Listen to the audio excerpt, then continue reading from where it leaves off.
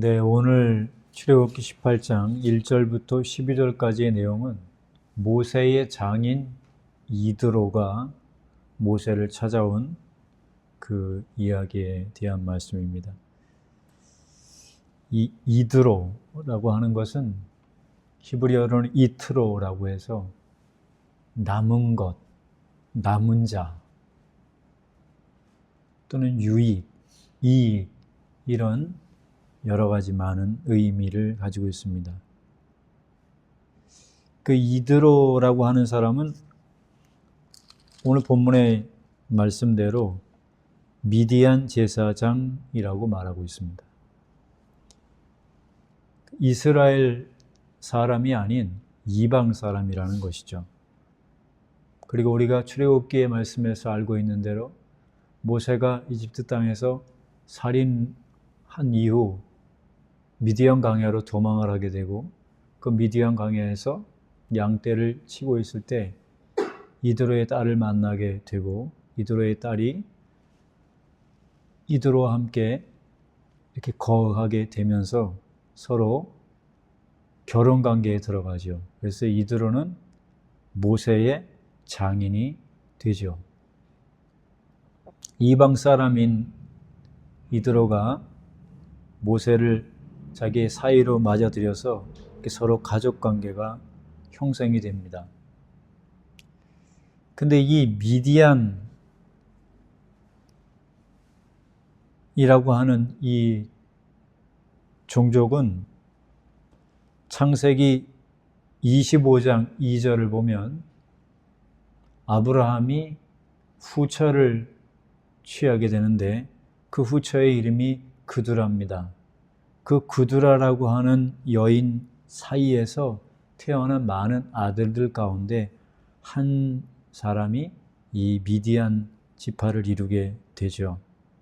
그래서 창세기 25장 2절에 그두라가 낳은 아들이 미디안이다 이렇게 말하고 있어요.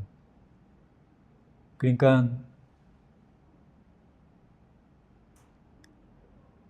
아브라함으로부터 나온 자손이기 때문에 넓은 의미에서는 아브라함의 후손이라고도 말할 수 있는 것이죠.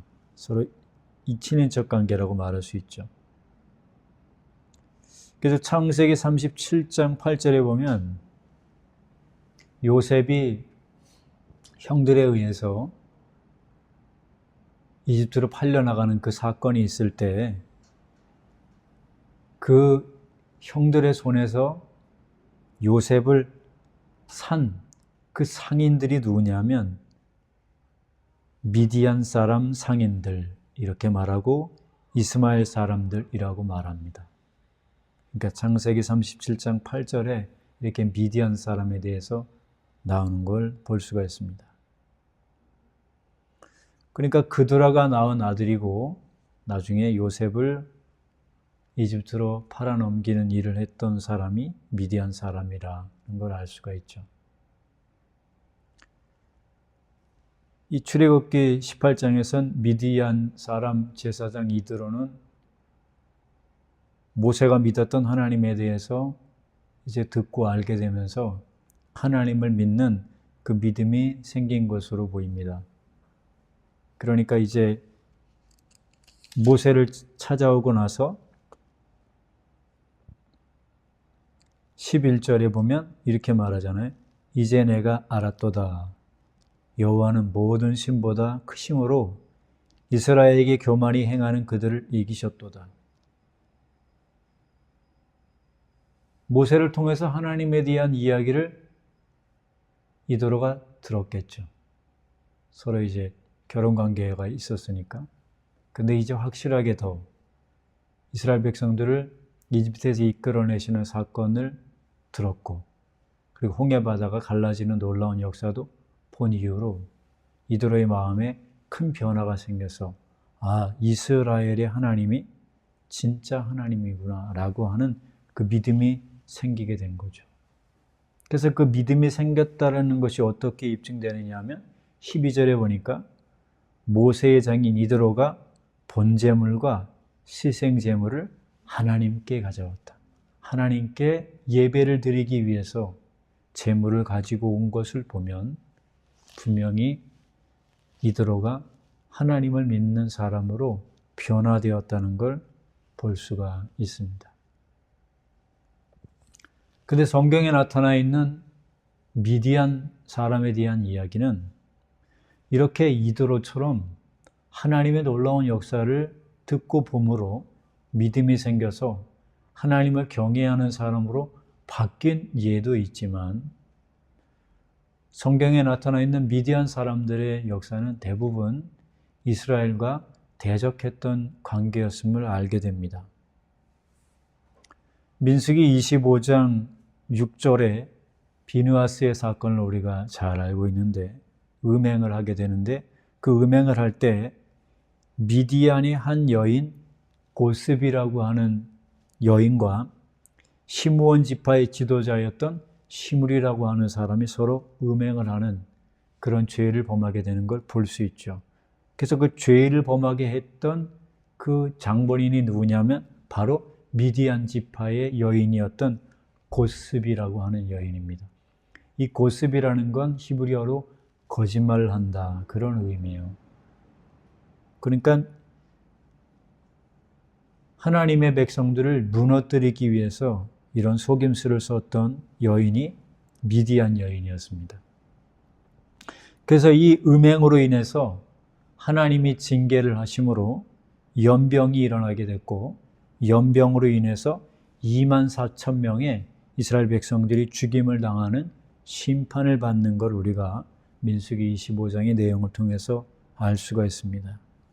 즉 이드로는 하나님을 경외하는 미디안 사람이었지만 민수기 25장에 나와 있는 이 미디안은 하나님의 백성들을 죄짓게 하고 하나님의 백성들을 멸망시키도록 했던 그런 일을 했던 사람인 걸 알 수 있습니다. 그래서 하나님께서는 민수기 25장 17절에 미디안인들을 대적하여 그들을 치라고 명령하십니다. 하나님의 원수이기 때문에 멸해야 된다라고 하시면서 모세가 세상을 떠나기 마지막으로 하나님께로부터 받은 최후의 임무가 무엇이냐 하면 이스라엘 자손의 원수인 미디안에게 그 원수를 갚고 너는 조상으로 돌아가라고 그렇게 말씀하세요. 그래서 마지막으로 모세는 세상을 떠나기 전에 하나님의 원수인 이 미디안 사람들을 모조리 죽이는 그런 일을 하게 됩니다. 그래서 31장 7절에 보면 미디안을 쳐서 남자를 다 죽였고 그 죽인 자 외에 미디안의 5 왕을 죽였으니 미디안의 왕들은 에이와 레겜과 수르와 후르와 레바다. 그래서 상당수의 많은 미디안 사람들을 죽이게 됐습니다. 하나님의 원수였죠. 근데 이렇게 미디안 사람들이 하나님에 의해서 심판을 받았음에도 불구하고 그들은 계속 생명을 유지하게 됐고 나중에 사사시대가 되었을 때 기드온이 하나님에 의해서 사사로 부름받을 그때에 이스라엘을 가장 괴롭혔던 그런 민족이 누구냐면 바로 미디안 사람들이었습니다. 왜 하나님께서 미디안 사람을 들어서 이스라엘을 괴롭히게 하셨냐면 사사기 6장 1절에 보니까 여호와의 목전에 악을 행하였으므로 여호와께서 7년 동안 그들을 미디안의 손에 넘겨주셨다고 말해요. 그래서 사사기 6장 2절에 보면 그들이 범죄함으로 인해서 미디안의 손이 이스라엘을 이겼다. 즉 이스라엘을 완전히 정복하게 되었다는 말이죠.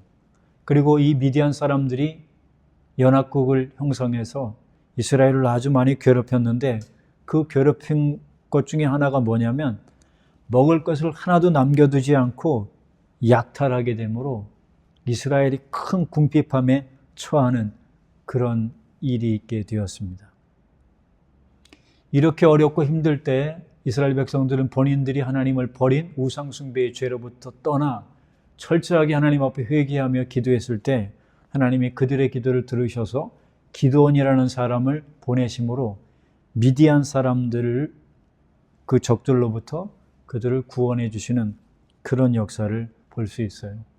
그러니까 미디안 사람들은 이드로의 그 친인척 관계로 엮어진 사람들만 제외하고 나머지 미디안 사람들은 이스라엘과 늘 적대적인 관계였다는 걸 알 수가 있습니다. 그래서 이 사람은 이드로는 하나님을 경외하는 그런 믿음을 가지게 되어서 하나님 앞에 구원받은 사람이 되었다는 거죠. 그리고 이 이드로가 했던 것이 또 뭐냐면 하나님을 경외하는 것뿐만 아니라 13절부터 그 이하의 내용에 보니까 모세가 이스라엘 사람들을 재판을 혼자 하는 걸 보고 너무 힘들어하니까 그 대책을 세워주죠. 하나님 앞에서 지혜가 있는 사람들을 뽑아서 21절에 보면 하나님을 두려워하며 진실하며 불의한 이익을 미워하는 자를 살펴서 백성 위에 세워 천부장과 백부장과 50부장과 천부장을 삼음으로 큰 일은 네가 해결하고 나머지 일들에 대해서는 이들이 분담해서 일을 하게 해라. 그렇게 이드로가 조언해 주지요. 그리고 나중에 우리가 민수기 10장 29절 31절에도 보면 거기도 미디안 사람 르우엘의 아들 후밥에게 모세가 말하죠. 당신은 우리가 광야에서 어떻게 지칠지를 아나니 우리의 눈이 되리이다 라고 말하면서 같이 이 광야의 길을 걸어갔던 것을 볼 수가 있어요. 성경에 자세한 내용들은 다 기록이 되지 않지만 이 이드로의 가족들이 이스라엘이 출애굽한 이후 함께 그 길을 걸어가면서 나중에 가나안 땅으로 들어가게 되고 가나안 땅에서 정착하게 된 것을 알 수 있습니다. 그래서 사사기 1장 16절에 보면 모세의 장인은 겐 사람이라 그의 자손이 유다 자손과 함께 종려나무 성읍에서 올라가서 아란 남방의 유다 황무지에 이르러 그 백성 중에 거주하니라. 이런 말씀을 보면 이드로의 후손들이 이스라엘 백성들이 믿는 하나님을 함께 믿게 되었고 그들이 유다 지파가 거하는 곳에 거하면서 하나님을 섬기는 사람들이 되었다는 걸 알 수가 있습니다. 모세 한 사람이 가지고 있었던 믿음이 그의 장인 이드로에게 전파되었고 하나님의 놀라운 역사를 눈으로 보고 경험했던 모세 한 사람의 믿음을 통해 이드로 그리고 이드로와 관계되어졌던 사람들이 하나님께로 돌아오는 그런 역사를 볼 수가 있습니다. 그래서 이 이드로의 후손들이 유다 지방에 거한 지 거의 한 400년이라는 세월이 흐르고 난 이후 사울이 왕이 됐을 때 하나님이 사울에게 아말렉 사람들을 진멸하라고 명령을 내리시죠. 그 명령을 내릴 때 사울이 사무엘상 15장 6절에 보면 겐 사람들에게 말을 합니다. 아말렉 사람 중에서 떠나가라. 그들과 함께 너희를 멸하게 될까 하노라. 이스라엘 모든 자손이 애굽에서 올라올 때 너희가 그들을 선대하였느니라. 이에 겐 사람이 아말렉 사람 중에서 떠나니라. 그 성경에는 아주 자세하게 다 기록은 되어 있지 않지만 이드로의 후손들이 이스라엘 백성들이 광야 길을 걸어가는 동안 좋게 잘 대우를 해줬던 것 같아요. 그렇게 잘 대우를 해주니까 나중에 400년이라는 세월이 흐르고 나서도 이방 사람임에도 불구하고 유다 땅에 거할 수 있도록 만들어주시는 것뿐만 아니라 아말렉 사람들을 진멸하라고 하는 그 하나님의 명령이 있을 때도 하나님이 사울을 통해서 그들을 생명을 보존해 주시는 걸 우리가 볼 수가 있습니다. 그래서 하나님을 경외하고 그의 뜻대로 살아가는 사람은 이스라엘 사람들에게만 하나님이 은혜를 주시는 게 아니라 이방 사람이라 할지라도 하나님을 경외하면 그렇게 동일하게 은혜를 베풀어 주신다는 걸 알 수가 있습니다. 그리고 예레미야 35장 14절에 보면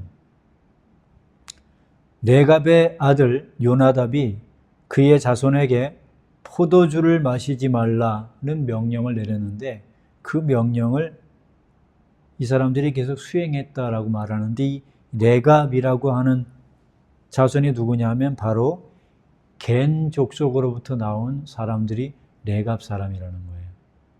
이방 사람들이었음에도 불구하고 유다의 하나님을 잘 믿는 것뿐만 아니라 그 조상들이 그들에게 명령 내릴 때 포도주를 마시지 말고 장막도 짓지 말고 그냥 목동 생활을 하면서 지내라 라고 하는 그 명령을 내렸는데 그 명령을 계속 순종했다는 거죠.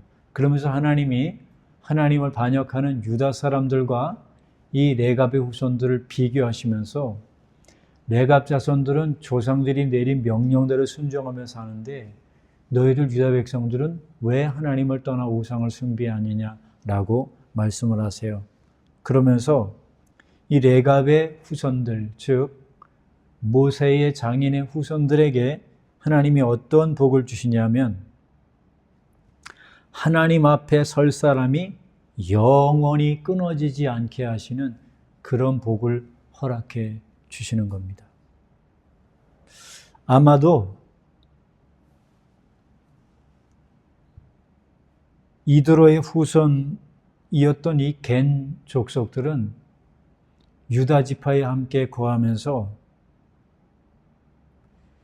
야베스라고 하는 지역에 살게 되었는데 이 야베스라고 하는 지역에는 서기관들이 많이 있었던 곳입니다. 그래서 아마도 겐 족속들은 서기관으로서의 역할을 감당했던 사람들이 아니겠는가 그렇게 성경을 보면 유추할 수가 있어요. 서기관이라는 존재는 어떤 존재냐면 다윗이 왕이 되었을 때 그 정부 조직을 잘 세울 때 서기관을 만들지요. 즉 서기관은 어떤 문서를 작성하는 일을 했던 사람이 서기관인데 나중에 이 서기관들이 했던 일은 더 확대가 돼서 하나님의 말씀을 기록하는 것뿐만 아니라 하나님의 말씀을 배워서 백성들에게 잘 가르치는 역할을 했던 사람들이 바로 이런 서기관이었는데 이방 사람이었음에도 불구하고 하나님을 경외했던 모세의 후손들이 이렇게 하나님의 말씀을 기록하고 하나님의 말씀을 가르치는 서기관으로서의 귀한 역할을 감당했다는 걸 알 수가 있습니다. 성경에 모든 것이 다 기록되어 있지는 않지만 아마도 이 겐 사람들은 계속적으로 하나님을 경외하는 믿음을 가지고 살았을 것이며 나중에 예수님이 이 땅에 오셔서 복음을 전할 때 그 복음을 받아들이고 주님을 따르는 사람들이 되었을 확률이 굉장히 높겠죠. 왜냐하면 예레미야 35장 19절에 내 앞에 설 사람이 영원히 끊어지지 아니하리라는 하나님의 말씀이 있기 때문에 반드시 이 이드로의 후손들 가운데 하나님을 경외하고 예수 그리스도를 믿음으로 살아갔던 사람들이 많았을 것이라고 우리는 유추할 수 있습니다.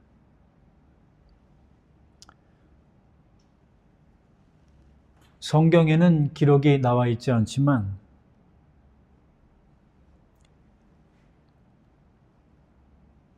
AD 263년, 즉 예수님이 죽으시고 부활하신 이후 그 AD 주후 263년부터 339년, 즉 4세기 정도에 살았던 그리스도인이 있었는데 이 사람이 교회 최초의 교회사가입니다. 교회의 역사를 잘 기술한 사람인데 이 사람이 유세비우스라는 사람이에요. 이 유세비우스라고 하는 사람의 글에 이런 내용이 있습니다. 그 사람이 여러 교회 역사를 쭉 얘기하면서 야고보가 순교를 하게 되는데 그 야고보가 순교했던 그 이야기를 잘 쓰면서 거기에 이런 내용을 적었습니다. 레갑의 후손, 즉 이도로의 후손들, 그 사람들이 나시린의 규례를 지키면서 살고 있었다라고 말하고 있어요. 또한 1829년도에 나왔던 한 저널에 보면 아마도 독일 사람 같은데 닥터 올프라고 하는 사람이 쓴 글에 보면 사해 인근에 자기를 요나단의 후손이다, 즉 레갑의 후손이라고 말하는 경건한 유대인들이 많이 살고 있었다는 걸 목격했다고 합니다. 또한 12세기에는 벤자민이라는 사람이 보고서를 썼는데 그 보고서에 보면 시리아의 다마스커스라고 하는 그 지역에 많은 유대인들이 살고 있었어요. 우리가 알고 있는 대로 안디옥이라고 하는 지역도 바로 다메섹 지역, 거기에는 유대인도 많았고 예수님을 믿는 그리스도인들도 많이 있었는데 12세기에도 그 안디옥 지역, 다마스커스 지역, 그 지역에 많은 유대인들이 있었는데요. 그 유대인들 가운데 레갑 자손이 약 10만 명 정도 모여서 이 요나답이라고 하는 사람이 내려줬던 그 규례대로 포도주 마시지 말고 그렇게 경건한 삶을 살으라고 했던 그 명령을 지키며 살아갔던 사람들이 많이 있었다고 그렇게 말하고 있습니다. 하나님의 말씀은 한 번 하시면 그 말씀은 반드시 이루어지는 걸 우리가 볼 수 있어요.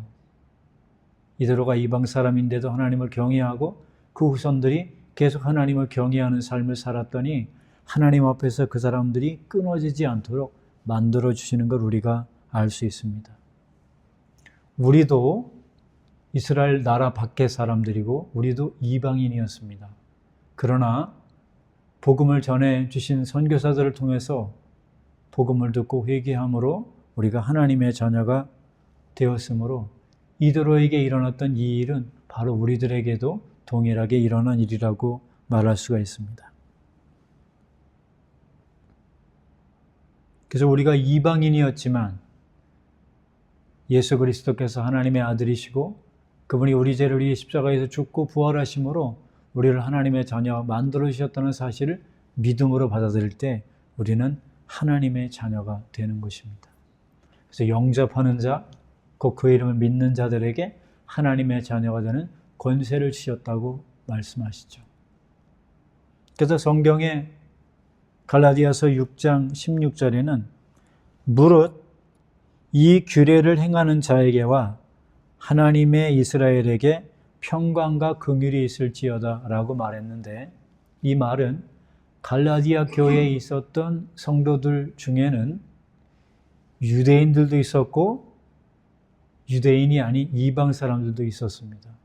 그럼에도 불구하고 복음을 통해서 예수님을 믿으면 유대인들만 하나님의 자녀가 되는 게 아니라 이방 사람들도 예수님을 믿게 되면 이스라엘의 하나님의 자녀가 되어지는 그런 역사가 있다는 거예요. 그래서 갈라디아 사람들 중에 이방 사람인데도 불구하고 회개하고 예수님을 믿으면 그들도 뭐가 되느냐? 하나님의 이스라엘이 된다는 거예요.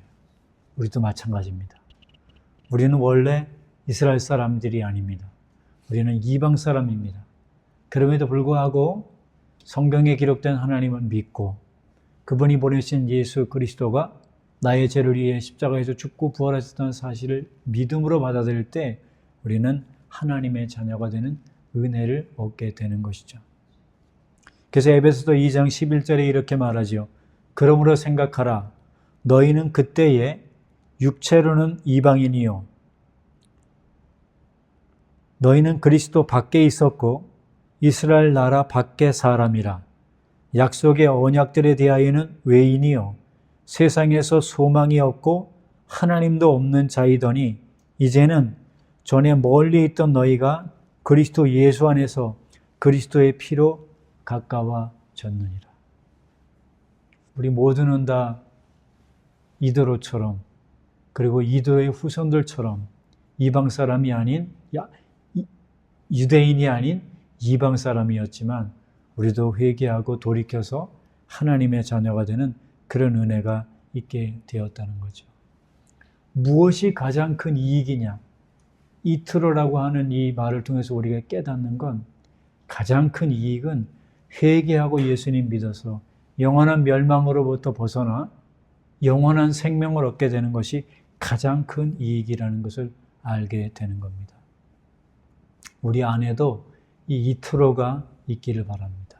진짜 유익은 이 땅에서 돈 몇 푼 더 벌고 또 좋은 집에서 좀 더 안락한 삶을 살아가는 게 우리의 이익이 아니고 영원한 지옥에 가지 아니하고 영원한 하나님 나라에 들어가서 하나님과 영원히 살 수 있는 그것이 가장 큰 이익이 아니겠습니까? 그래서 예수님께서도 이렇게 말씀하시죠. 마태복음 16장 25절로 26절에 누구든지 제 목숨, 헬라어에서는 푸시케, 혼이라고 되어 있어요. 제 혼을 구원하고자 하면 잃을 것이요. 누구든지 나를 위하여 제 목숨, 즉 혼을 잃으면 찾으리라. 사람이 온 천하를 얻고도 제 목숨을 잃으면 무엇이 유익하리요? 사람이 무엇을 주고 제 목숨과 바꾸겠느냐? 가장 큰 이익이 뭐겠습니까?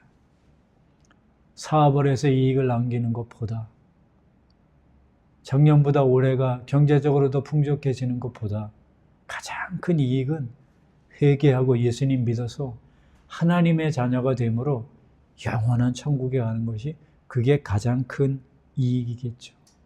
그래서 내 목숨을 구원고자 하면 잃지만 목숨을 잃으면 찾는다라고 하는 말은 내 혼을 부인하는 삶을 살아가는 것이 가장 큰 이익이라는 거예요. 그래서 구원은 예수 그리스도를 믿을 때 우리가 구원을 받지만 그것은 구원의 시작이고 그 이후에 우리는 구원을 이루어가야 하는데 그 구원을 이루어가는 것의 핵심이 뭐냐면 우리의 혼을 부인하는 거예요.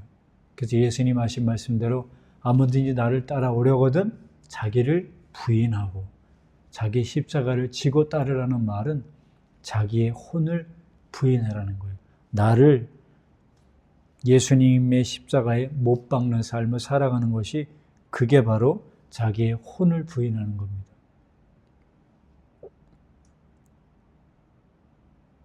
그래서 예수님께서 마태복음 5장 29절에 이렇게 말씀하시죠. 만일 내 오른눈이 너로 실족하게 하거든 빼어내버리라. 내 백체 중 하나가 없어지고 온몸이 지옥에 던져지지 않는 것이 유익하다. 즉 예수님이 우리에게 하시는 얘기가 뭐냐면 눈으로 죄를 계속 짓는 것보다 차라리 눈을 빼버리고 영원한 생명을 얻는다. 그게 더 낫다라고 말하는 것이죠. 즉 이 이야기는 실제로 우리에게 눈으로 죄 질 때마다 눈을 빼버려라 라는 말씀이 아니에요. 만약에 이것을 우리가 문자 그대로 받아들인다면 우리가 살면서 눈으로 얼마나 많은 죄를 짓습니까? 그러면 한 사람도 예수님을 제대로 믿는 사람들 가운데는 두 눈을 가지고 살아가는 사람은 아무도 없을 거예요. 그러니 이 말씀은 우리가 문자적으로 받아들일 말씀이 아니라 이 말씀의 영적인 의미를 알아야 된다는 거죠. 즉 눈으로 죄를 짓는 것을 중지해라 하는 거예요. 안목의 정욕을 통해서 하나님에게 가까이 나아가지 못하도록 만드는 그런 죄들을 끊어버리라는 말이 바로 눈을 빼버리라는 얘기입니다. 예를 들면 TV 자체가 나쁜 건 아니지만 TV를 지나치게 시청하다 보면 하나님에 대한 관심이 줄어들게 될 수 있죠. 그래서 우리에게 눈을 빼버리는 것 중에 하나가 뭐냐면 지나친 TV 시청을 제한하는 거예요. 절제하는 거예요. 그리고 요즘은 텔레비전 안 봐도 유튜브라고 하는 게 있어서 눈만 뜨면 유튜브 보는 일들을 많이 하죠. 그런 것들도 정말 유익한 것들은 볼 수 있겠지만 그렇지 않은 것들은 끊어버릴 수 있는 것. 그것이 바로 눈을 빼버리는 거예요. 그리고 영화 관람을 한다거나 눈을 즐겁게 하기 위해서 어떤 일을 하는 걸 너무 지나치게 하면 안 된다고 하는 것이죠. 우리 모두 눈을 빼버리고 살아야 됩니다. 세상을 바라보는 눈이 아니라 그 눈으로 예수님을 바라보고 그 눈으로 하나님의 말씀을 바라보는 눈으로 바뀌어져야 한다는 거죠. 또한 예수님께서 마태복음 5장 30절에 만일 내 오른손이 너로 실족하게 하거든 찍어내버리라. 내 백체 중 하나가 없어지고 온몸이 지옥에 던져지지 않는 것이 유익하다. 손, 내 오른손으로 죄를 짓게 되면 찍어버리라고 말하는데 대부분 사람들은 오른손을 가지고 모든 일을 하게 되지 않습니까? 그래서 이 말은 손으로 짓는 죄를 하지 말아라. 눈과 손만 얘기했다고 해서 그러면 다른 걸로는 죄를 져도 되나? 그 얘기가 아니죠. 우리의 몸으로 하나님이 기뻐하지 않는 죄를 범해서는 안 된다라고 하는 말씀이죠. 즉 눈을 빼버리라, 손을 찍어버리라 이 말은 우리 안에 있는 죄의 소욕들이 일어날 때마다 그걸 말씀의 칼로 끊어버리라는 얘기예요. 우리가 예수님을 믿기 전에 죄를 짓고 살다가 회개해서 이제 하나님의 자녀가 되었습니다. 회개해서 하나님의 자녀가 되었음에도 불구하고 우리 안에 죄성이라는 게 남아있어서 틈만 나면 그 죄성이 일어나서 하나님이 기뻐하지 않는 걸 알면서도 죄를 짓고 어떤 건 또 모르니까 죄를 짓는 경우들도 있다는 거죠. 그래서 우리 예수 믿는 사람들은 믿기 전에 모든 죄를 회개하는 것뿐만 아니라 믿은 이후에도 남아있는 그 죄성들을 계속적으로 잘라버리고 빼어버리는 그런 일들을 해야 된다는 거예요. 그래서 골로새서 3장 5절에 그러므로 땅에 있는 지체를 죽여라. 그 죄들 가운데 하나가 뭐냐면 탐심을 죽여라. 탐심 자체가 우상숭배다. 하나님보다 더 사랑하려고 하는 그런 어떤 것들이 일어날 때마다 그거를 죽이는 그런 일을 해야 됩니다.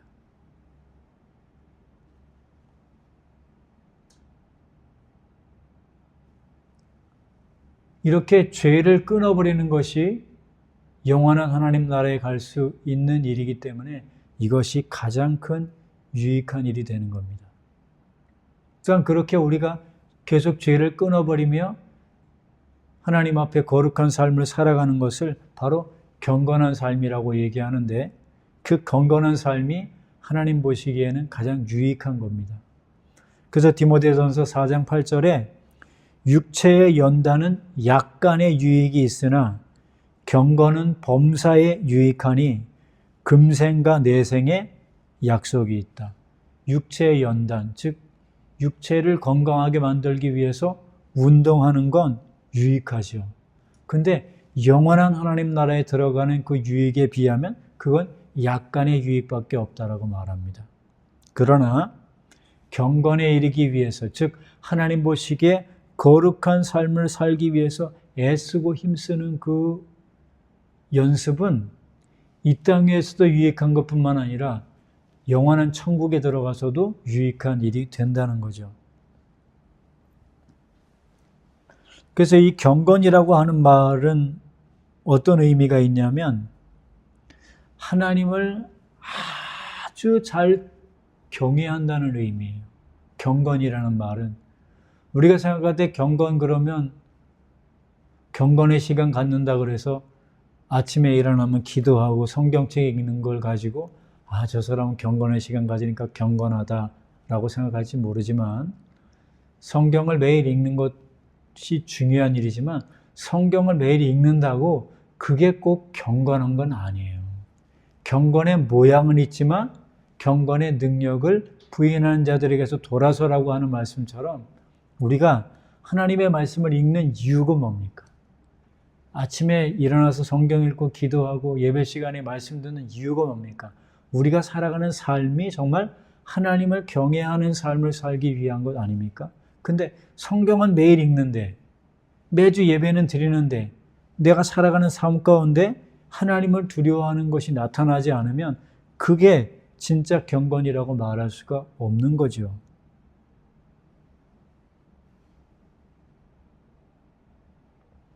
그래서 경건이라고 하는 말을 영어로는 이렇게 표현합니다.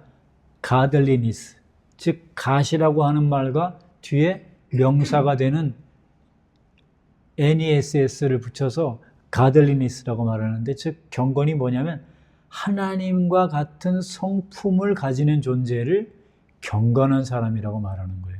그래서 우리가 신의 성품에 참여하는 존재가 돼야 한다는 거죠. 근데 이 경건이라고 하는 말의 그 어근에는 이런 단어가 있어요. 세보. 이 세보라고 하는 게 무슨 뜻이냐면 예배한다는 뜻입니다.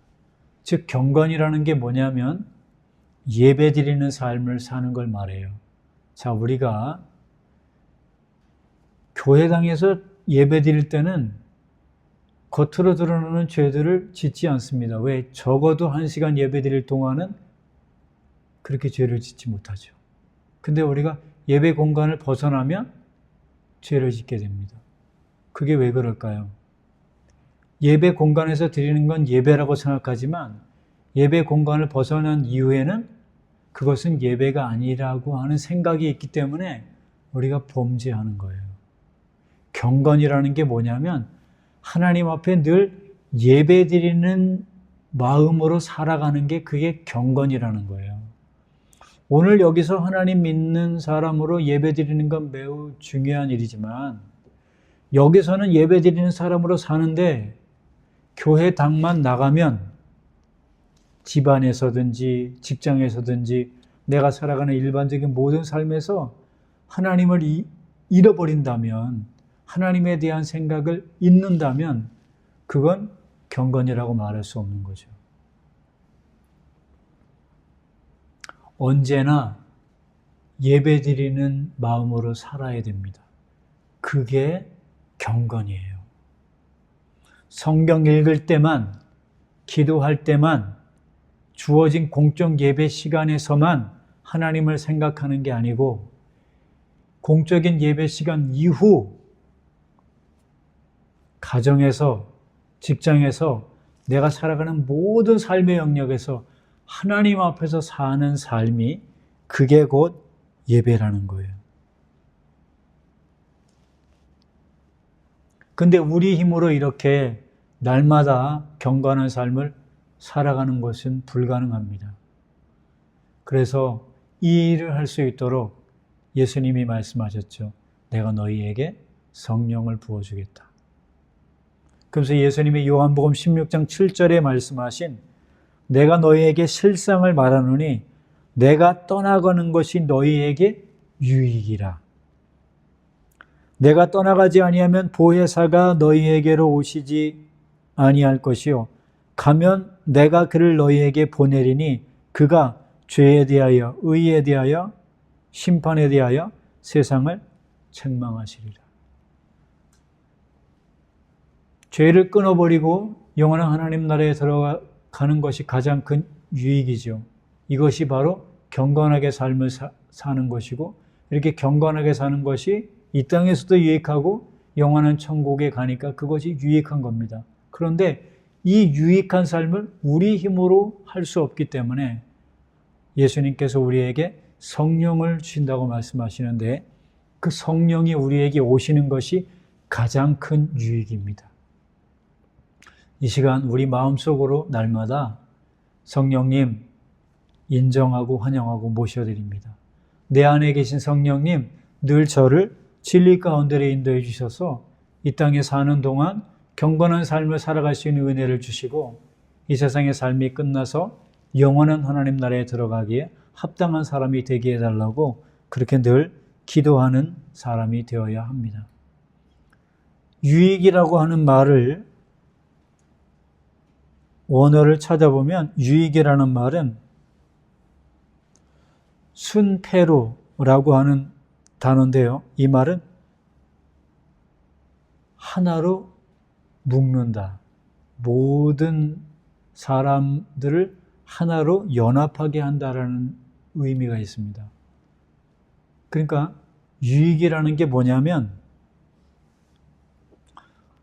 가족이 주님 안에서 하나가 되는 게 그게 유익한 거예요. 교회가 어떤 교회가 유익한 교회냐? 모든 성도들이 주님 안에서 하나가 되는 것이 그게 유익한 겁니다. 그럼 해가 된다는 건 뭐냐? 가족이 믿음 안에서 하나로 서지 못하는 게 그게 유익하지 못한 것이죠. 우리 가정이 하나님 보시기에 유익한 가정이 되길 바라고요. 우리 모든 친인척들이 하나님 보시기에 유익한 가정이 되려면 예수님 믿는 사람들이 먼저 하나가 되어야 하고 예수님을 믿지 않는 우리의 가족들, 친인척들 그리고 이웃들이 회개하고 주님께 돌이킴으로 그들도 하나가 되면 그것이 정말 유익한 것이 되는 겁니다. 예수님이 십자가 위에서 죽으시는 그 목적도 뭐냐면 우리를 죄로부터 구원해서 하나님의 자녀가 되게 하시는 것이 목적이고 하나님의 자녀가 되게 하는 목적이 뭐냐면 흩어져 있는 하나님의 자녀들이 모여져서 하나님 안에서 하나님의 나라를 이루는 것이 예수님의 죽으심의 목적이죠.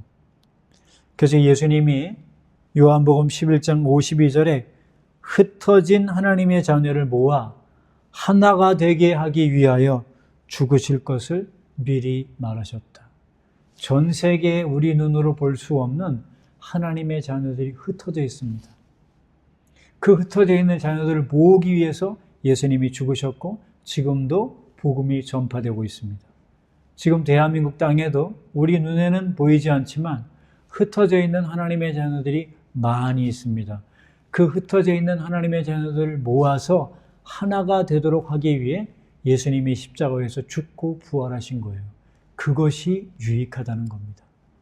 그럼 우리 행복을 주는 교회가 존재하는 목적은 무엇인가? 창세전부터 우리와 하나였던 사람들과 연합해서 하나님이 기뻐하는 하나님의 나라를 우리 교회 공동체 가운데 세우는 것이 그것이 우리 교회의 목적인 겁니다.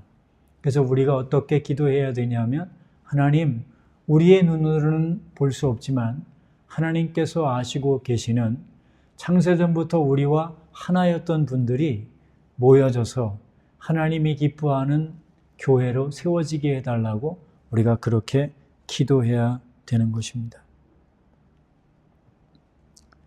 하나님과 함께 영원히 살 것이냐 아니면 마귀와 영원히 살 것이냐 하는 것은 우리가 이 땅 위에서 어떻게 우리의 삶을 사느냐에 따라 달라지는 거예요. 회개하고 예수님을 믿고 예수님을 심령에 모시며 그분이 우리를 이끄시는 대로 인생을 살아가는 사람은 영원한 하나님 나라에서 주님과 살아가는 은혜를 누리게 되겠지만 만약에 성령의 인도가 아니라 내 생각 내 뜻대로 인생을 산다면 결국 하나님이 없는 곳으로 가게 되겠죠. 저는 우리 행복을 주는 게 모든 성도님들이 성령의 인도를 받아 주님의 뜻 안에서 사시다가 이 땅 위에서 하나님의 나라를 누리고 이 땅의 삶이 끝나서도 영원한 하나님 나라에 들어가는 그 최종적인 유익을 다 받아 누리시는 성도님들이 되시기를 바랍니다.